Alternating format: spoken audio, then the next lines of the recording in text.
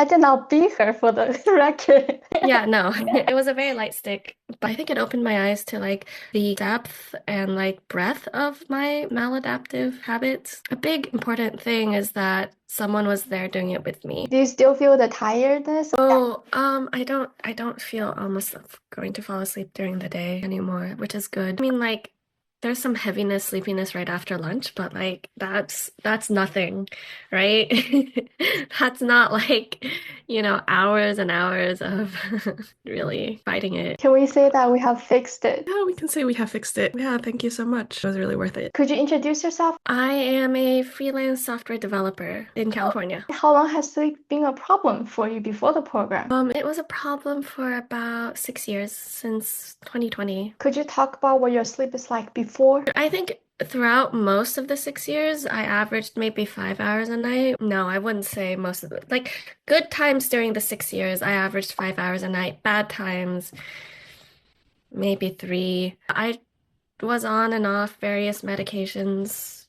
I built up tolerances to a lot of them. So during most of my sleep problems, I had trouble staying asleep. So I would wake up during the night for 4 hours, maybe. Right before I started the program, I was having trouble falling asleep without medication as well. It made my days very unproductive. It was hard to fight the tiredness. It was hard to concentrate. And then, like, I just didn't have any, whatever it is that makes you start tasks. Yeah. That particular brand of executive function.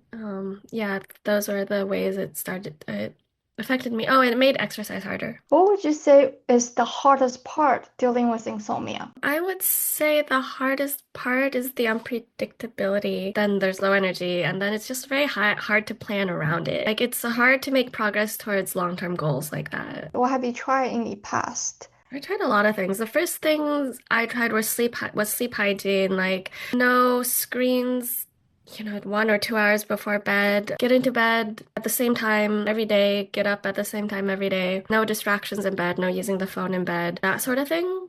Just like the common good practices. I started with that, exercise. Afterwards, I also tried medication. And medication was pretty effective for a while until I, built a tolerance to my first prescription. And then it was always, just kind of a cycle of finding something that worked, building up a tolerance to it, and then needing to find something else that worked. I didn't feel very hopeful. It seemed like a long-term problem at that time. How did you hear about Sheep Sleep? My psychiatrist recommended it. And could you talk us through the experience of what the program was like? The first week, nothing changed because it's just like, I think it's a data gathering phase. So I just did my regular routine, which was, not very good with regards to sleep at that point. Second, like a half weeks were pretty hard because I had to restrict the amount of time I spent in bed and I was tired all the time. Eventually, I got to the point where I was falling asleep every time I sat down. In hindsight, it was probably a good sign, but it was hard um, to keep going with the program at that point.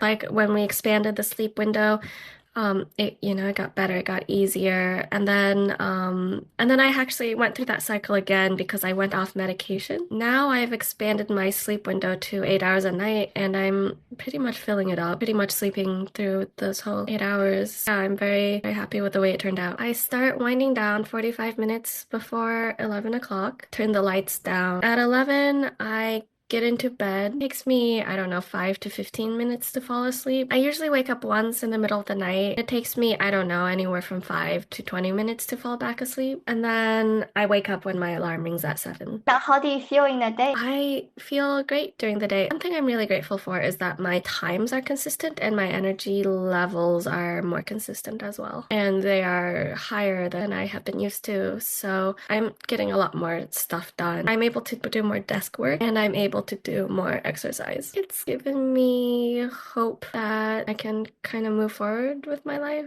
in the future. Yeah. Before it was kind of built around this babying the sleep situation. And we talk about we should change the name from Sheep Sleep to Sheep Waking Hours. Yeah.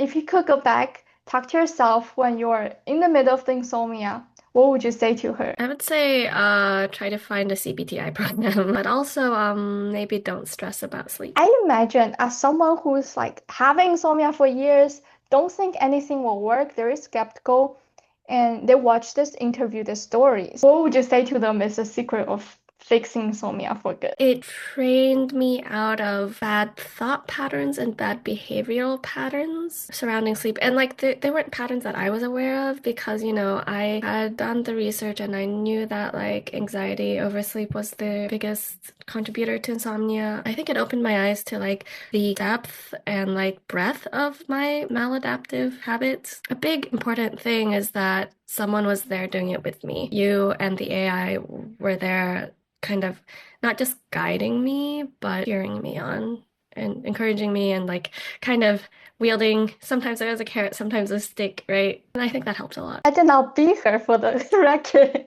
Yeah, no. It was a very light stick, but like definitely no, it wasn't really a stick.